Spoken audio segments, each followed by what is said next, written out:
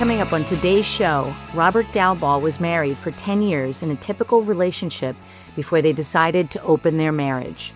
Ultimately, the inability to communicate effectively and differences in their values led them to separate. The tools in Kitty's coaching program have taught Robert that he is capable of providing more in his future relationships and show up as a more confident and emotionally mature man without letting fear or trauma come between him and his happiness. Welcome to Loving Without Boundaries, where we hear inspiring stories, share actionable advice, and talk about the challenges and the joys of ethical non-monogamy and polyamory. I'm your host, Kitty Chambliss. Coming up after the break, my conversation with Robert Dalbol.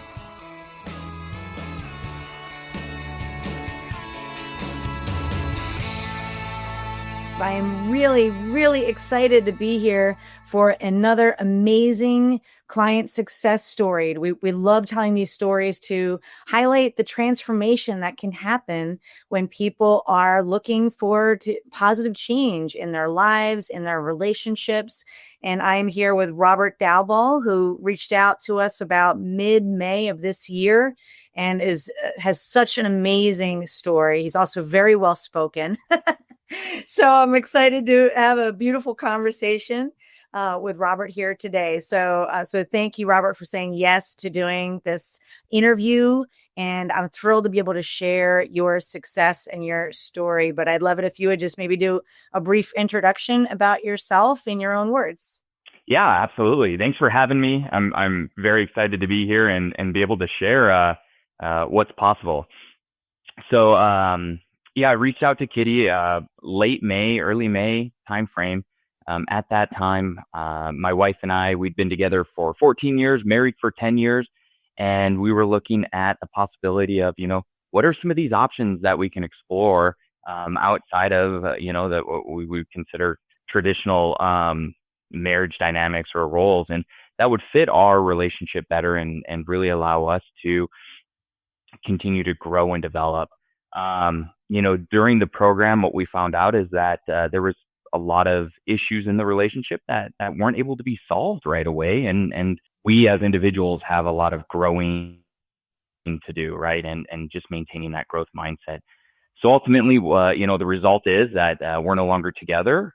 We stay and maintain focus on our co-parenting relationship and even a friendship at that. So I can go into some of those details later of what that looks like. But the main part of it is how are we really looking at it through our mindset, and what do we want and how do we want to show up? Mm-hmm. Wow. Yeah. And I want to really honor you, Rob, for just being so vulnerable here and honest and transparent about where you were and where you are at this moment.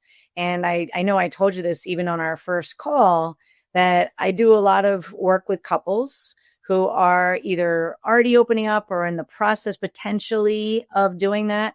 And sometimes they are on the brink of separation or divorce. And I would say roughly 20 to 25% of people that I work with, they do end up deciding that parting ways in some fashion might be the best thing for them.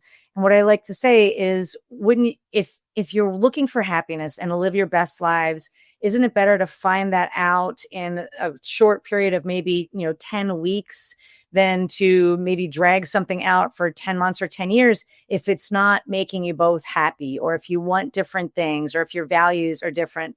And that also means that 80% of the time people do decide to stay together. But either way, it can be a win depending on how you choose to look at it. And that's what I want to honor you about, is you went in with your eyes wide open.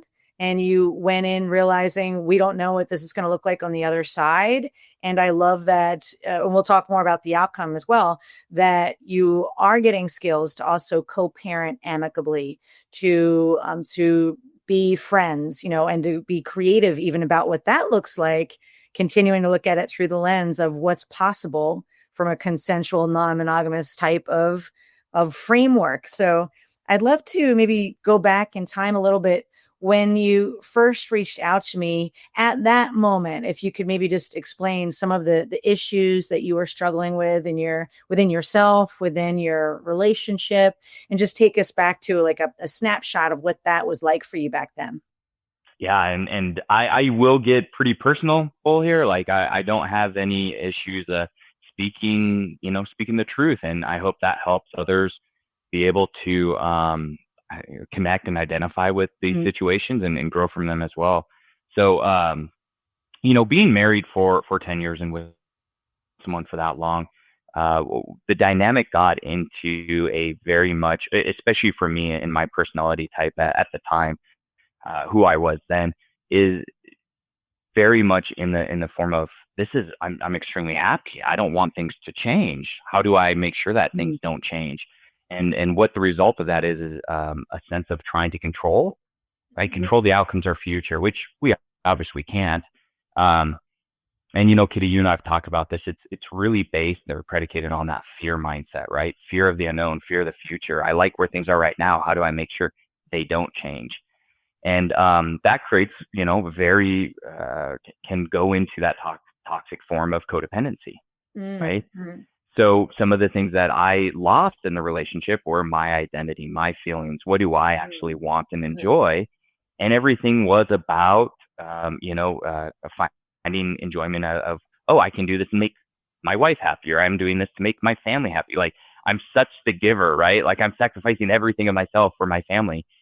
And ultimately, that what is that at the cost of? Well, that's my identity, myself, and the person who my wife fell in love with at the time. You know, fear leads to that want of control, which then when that doesn't happen and you don't get what ultimately you want, anxiety is the outcome of it. Thank you so much for sharing that. And I again, I honor your vulnerability in noting that you were in a situation where you were happy, so you were kind of white knuckling it, trying to hold on to it, and maybe even some of that dynamic was possibly causing some stress in your relationship. And we just had an honest conversation where I even was honest with you. I was like, "Hey, I can't guarantee what's going to happen in the future. It's we're going to have to see how this process unfolds, but what I can say for certain is that you're going to learn some really amazing skills here, which will also help you feel more confident and secure within yourself, which just by that definition will help alleviate some of that codependency and ultimately alleviate some anxiety, or at the very least, when you do have those challenging emotions, you'll be better equipped to know how to handle them. So I really honor everything that you shared. When you look back, that knowing everything that you know now, what would you say is maybe some of the underlying issues that maybe you didn't realize? You kind of touched on some already, like that there was maybe a sense of control that was fear based. Anything else coming up that maybe you didn't realize until later were some of the underlying Ooh, issues that were happening? a lot, and I really think as I reflect back, this is a very systemic issue where we're raised not to be in touch with our individuality and especially to our emotional maturity. We're raised in an environment where we have to be quiet so that we don't anger or upset the population around us, right? The group around us at that time. And so we don't ever learn the tools or techniques and how to Mm, manage our emotions. We don't learn, how we actually have control over our ability to react or take action at that time, right? mhm. And so I wasn't prepared at all for what I was going up against. Here we are, saying I do to a marriage that we expect to be together forever in, and we don't have the tools to be successful. And Mm, you're not taught those. And so coming into it and you say, wow, I have, this fear which drives me to control. And then when control isn't in my grasp, I have anxiety. And then what are the outcomes of that? And, you know, we we just can't process it. So it builds and it grows and it becomes this beast within ourselves. wow. Yeah.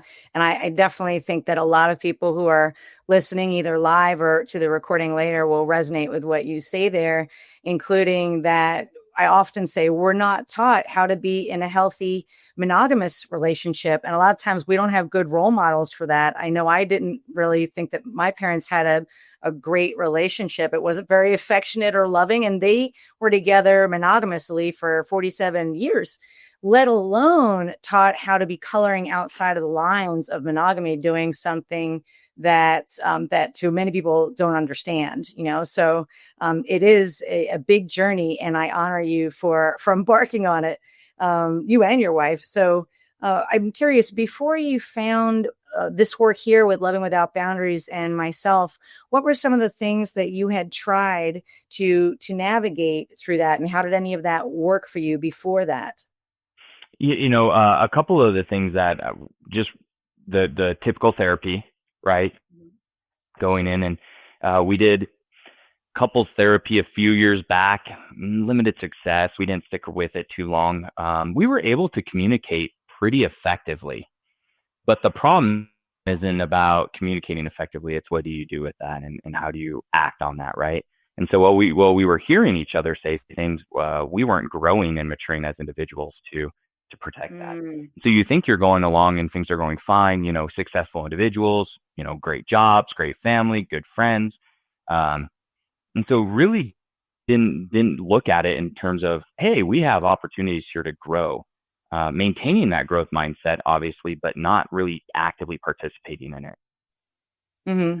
Yeah, thank you for sharing that. And I love how you're so great about continually coming back to that growth mindset, or also kind of stepping into your empowerment as an individual and moving away from kind of fear-based thinking or scarcity thinking, which is also where anxiety or jealousy can come from. So thanks for sharing that. And how did you first, and I actually honestly don't remember, this is sometimes a fun question to ask because I usually learn something too. How did you first discover this community and this work, and reaching out to me to make that first call? Yeah, my wife found you, I think, through Facebook forums, and scheduled an initial call where it was just you and her. And she came to me afterwards and said, we have to get on a call. We have to talk with her. And that was 8 months ago now, if not longer. And I wasn't ready. Yeah, I told her, no, this isn't for me. This isn't for me.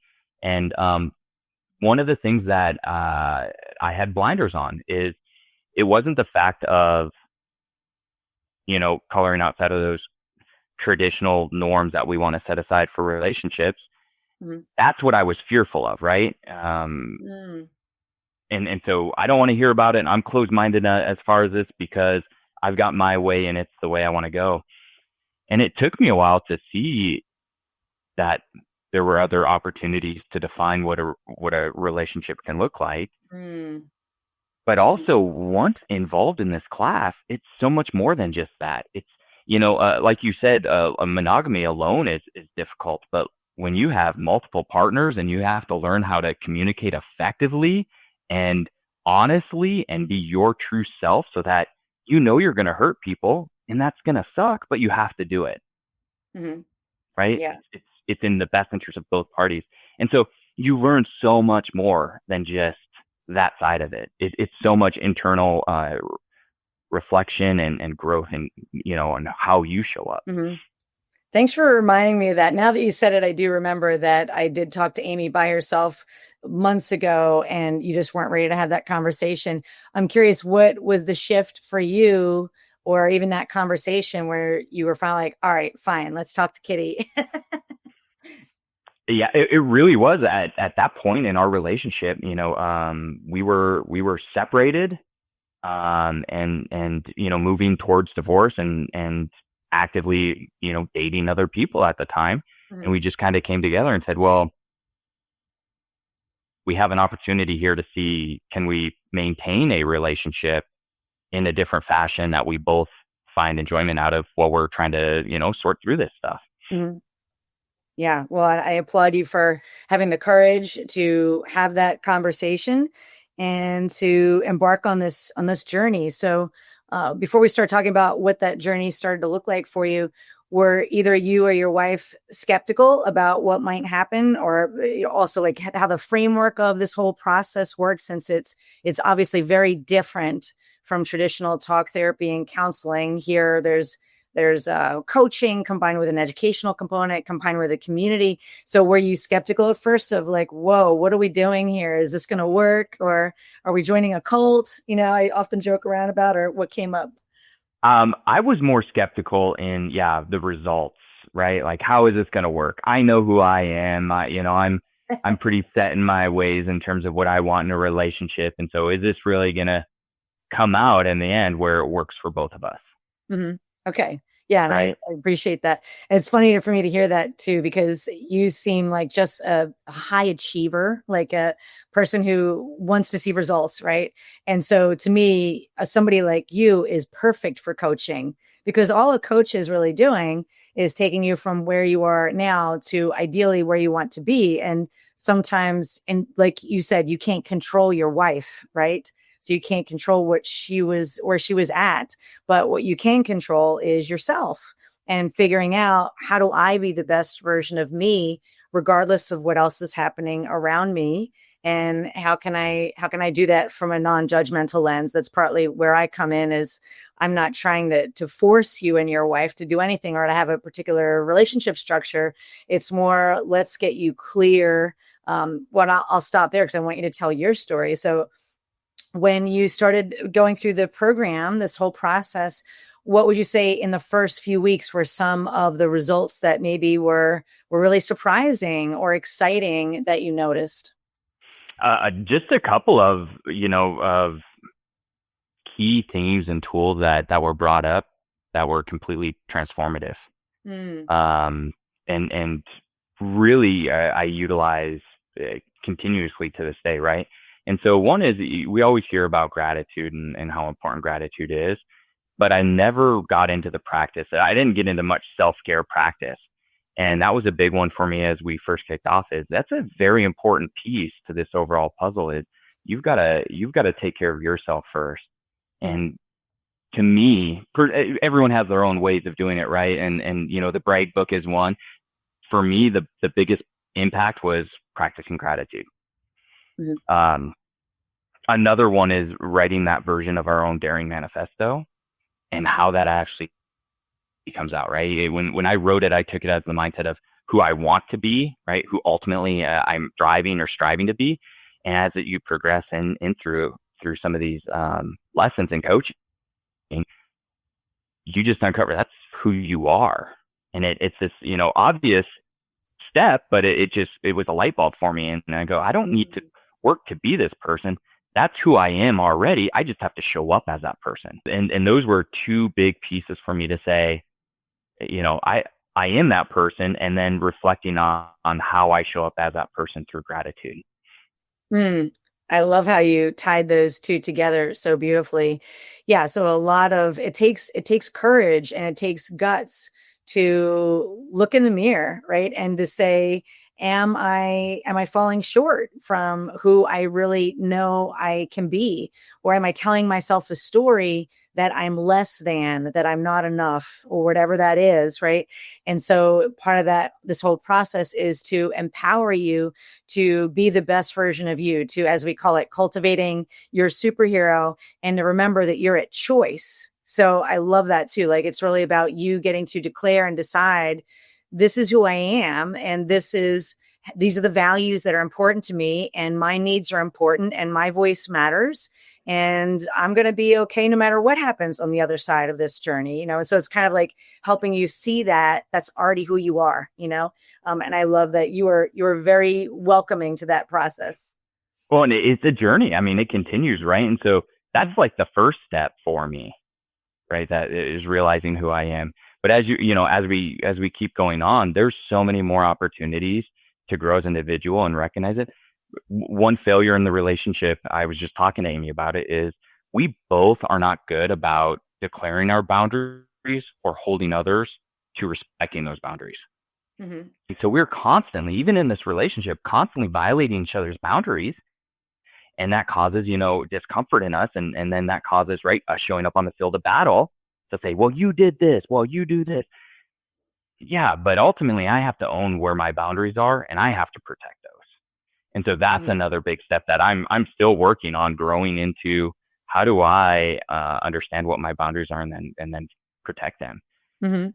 I'm so glad you brought that up because I've been doing this work for about a decade now, and I'm always astounded about how many people tell me I didn't even realize I had work to do on boundaries, or what are boundaries? I don't even know what they are, and not understanding like that's also a place where you're empowered. And honestly, it's each of our jobs as an individual to say, here's what I'm okay with, here's what I'm not okay with, here's what I'm not willing to tolerate. Here's my non-negotiable boundaries, and realizing that that's our work to do. And then we're making an invitation to other people, a request, if you will. Are you willing to honor these boundaries? And then we get to see, can we stay in a healthy relationship together? Because we're still at choice there. Like we can choose to stay in a toxic kind of dysfunctional or codependent dance in any relationship, whether it's with one or more people. Hmm. Or we can choose, to move into a more healthy dynamic where you're really hearing each other, you're understanding each other, you're not showing up criticizing and attacking each other.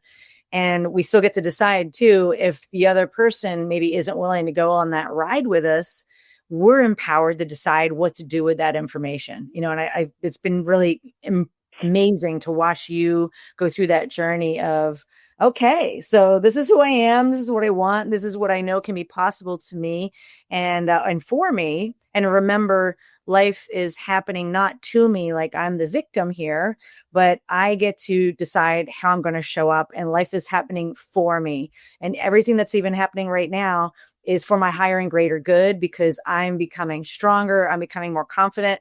I'm getting more clear about what I want. And sometimes that's a beautiful process, and it may mean moving away from some situation over here, but then we're also moving towards some other situation once we have created the room for that.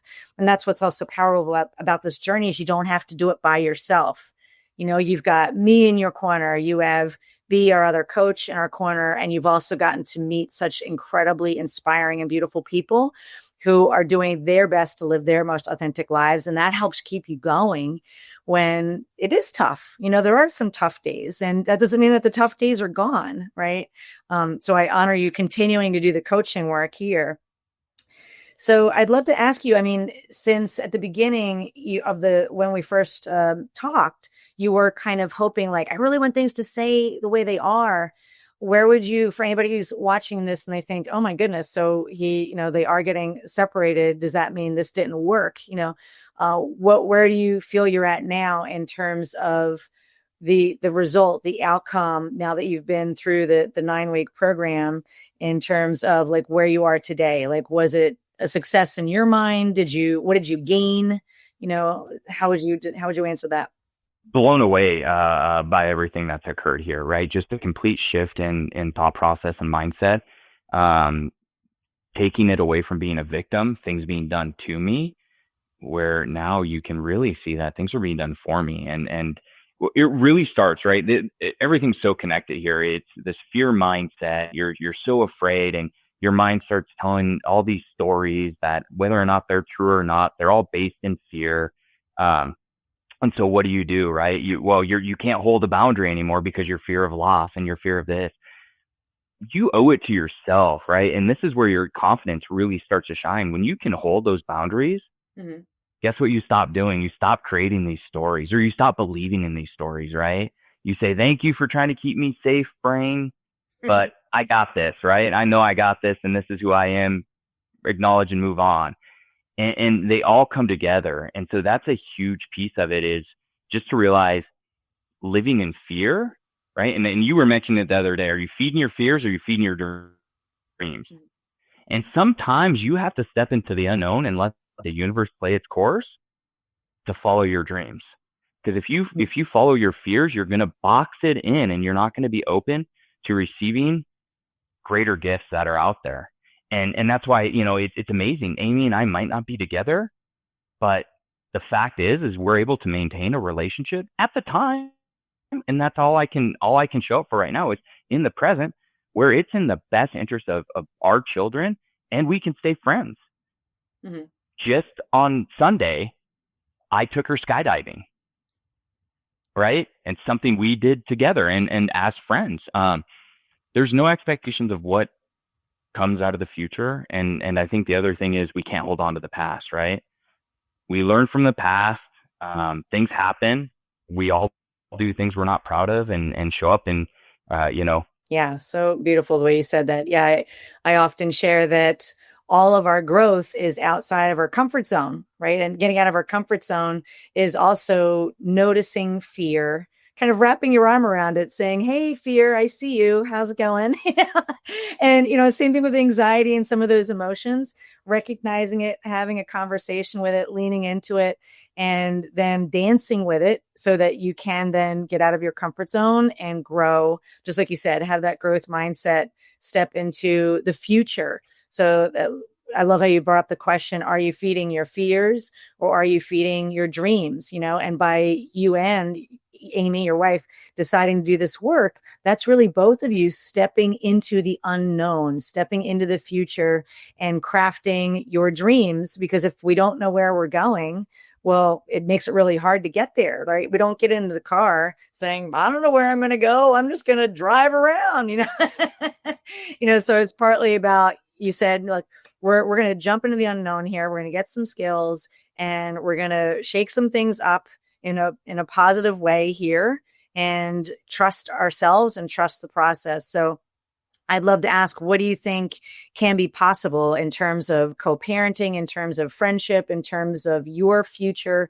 What are you excited about that can be possible now that you've been cultivating and learning all these different skills that you're still conditioning to this day? And the part that I love about it is when you say, what are your dreams?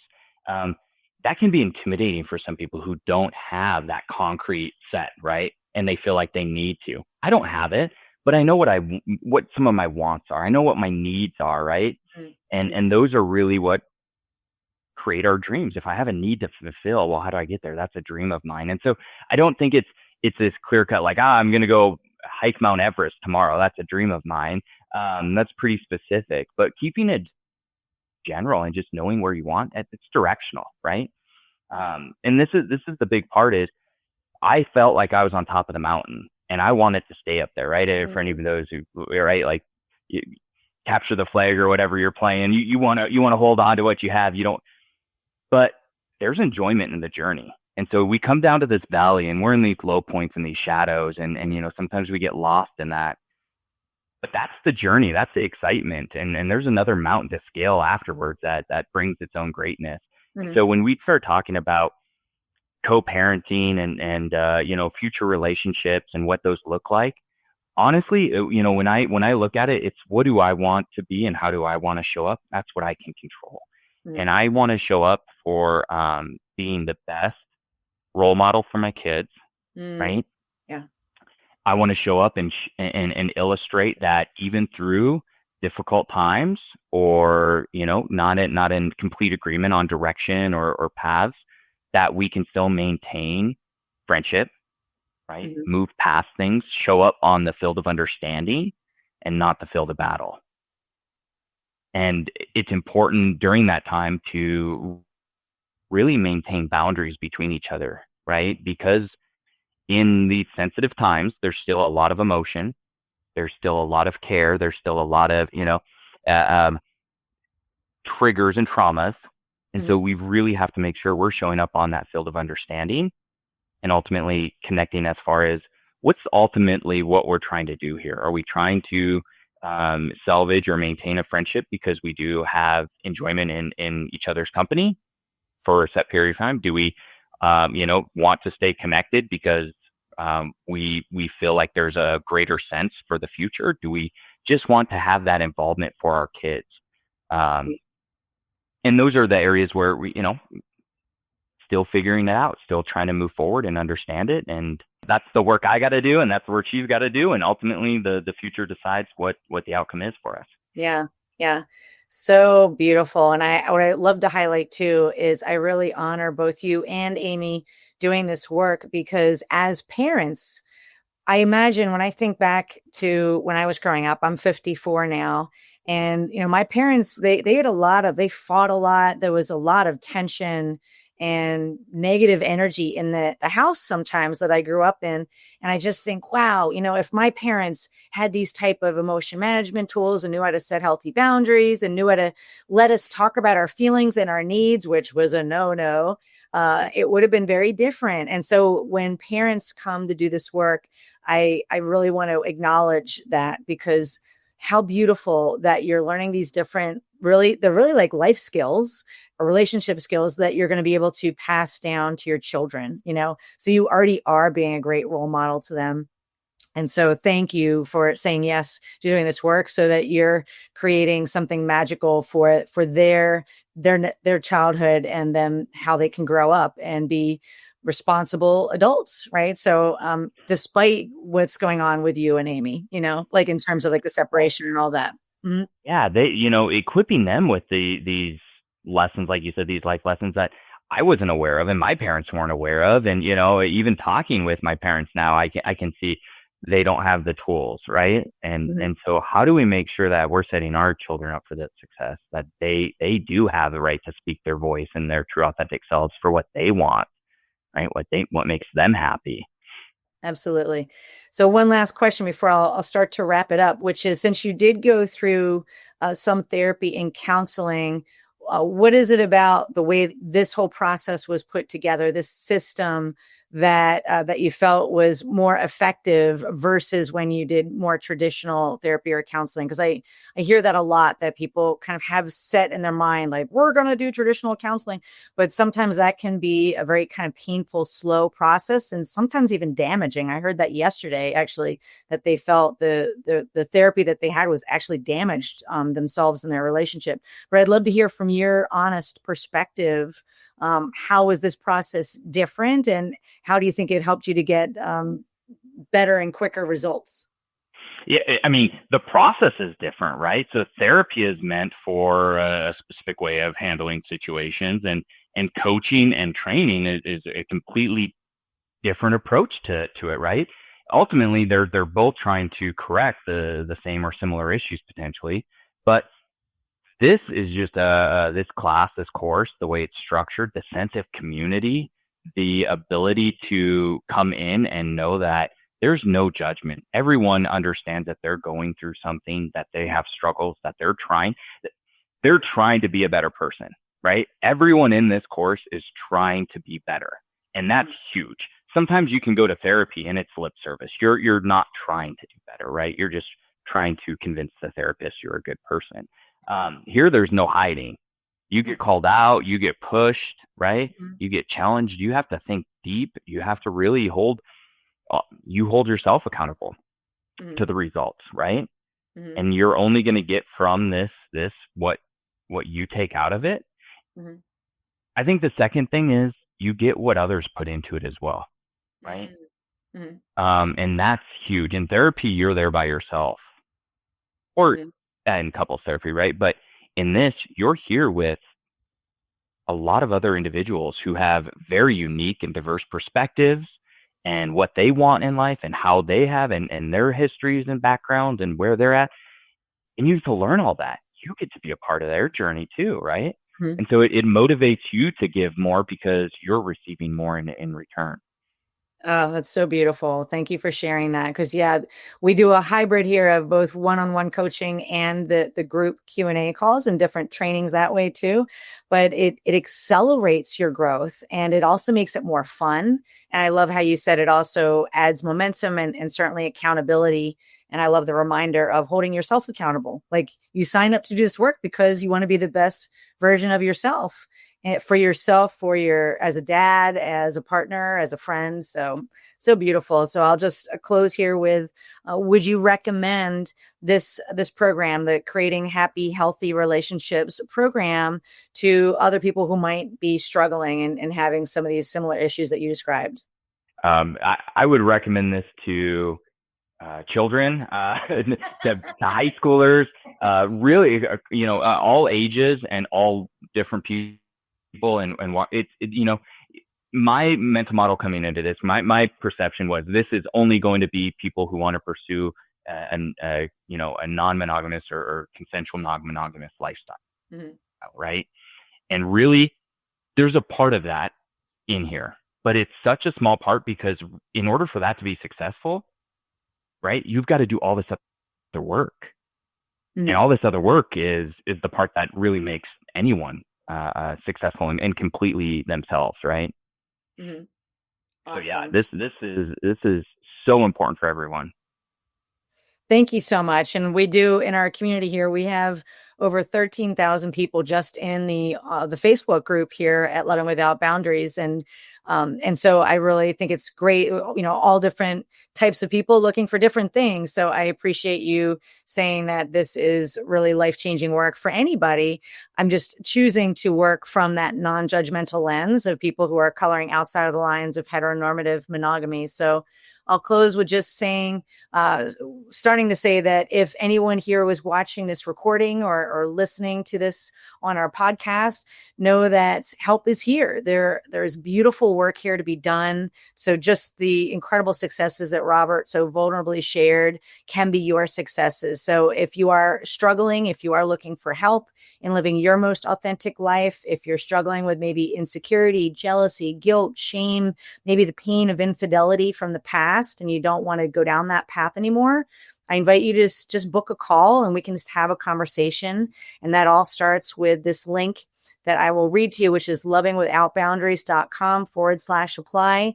That takes you into my calendar. You just simply find a time slot that works for you. There'll be a very brief form for you to fill out. We'll have an honest conversation. We'll see if we're a fit to work together and if you're ready to start that journey. And I honor you, Robert, for realizing you weren't ready 8 months ago, but then you were. And look at the transformation that you've been able to achieve in your life. And I know you're still on that path, and I honor all your hard work. So if that's anyone here, just feel free to book that call. Again, lovingwithoutboundaries.com/apply.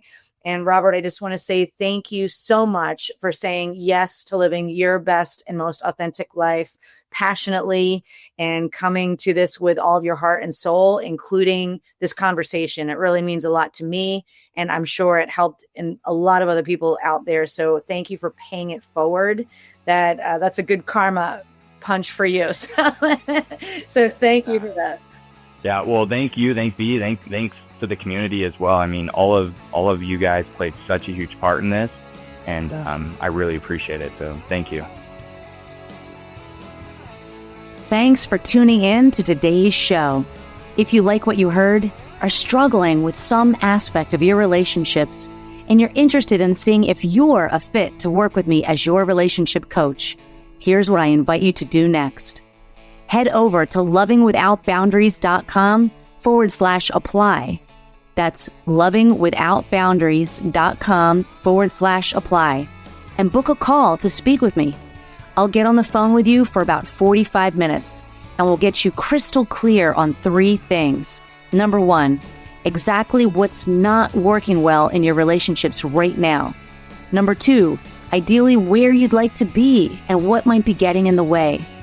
And number 3, the exact strategy to get you there, helping to close that gap. Remember, creating healthy, open relationships does not typically happen by itself. Many often need expert guidance to make it happen. We've helped clients all over the world to feel safe, happy, and secure in open relationships while not losing their mind or their cherished partners. To see if we can help you do the same, head over to lovingwithoutboundaries.com/apply. I'm Kitty Chambliss, and let's talk soon.